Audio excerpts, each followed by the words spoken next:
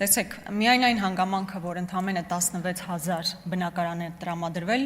նշանակում է, որ ծրագիրը որպես այդպեսին լավ չի աշխատում։ Ես գիտեմ, որ դուք ձեր ելույթում ասում եք, որ արդեն այդքան բնակարան տրվել է, բայց ընկալմամբ դա ընդամենը 16,000 բնակարան է, եւ իմ բոլոր շփումները գալիս են այն եզրակացության, որ տրվող գումարների չափը բավարար չէ։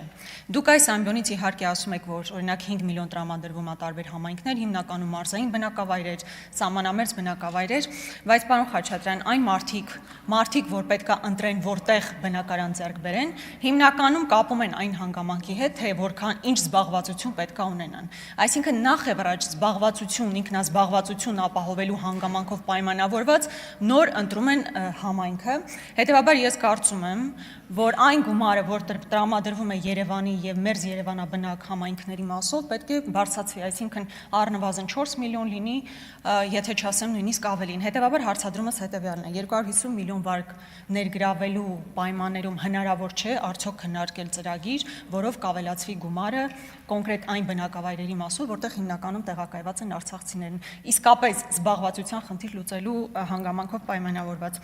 Եվ երկրորդ հարցս հետևյալն է, ես ուզում եմ հասկանալ, թե մինչև այսօր որքան գումար է ներգրավել վարկերի տեսքով կամ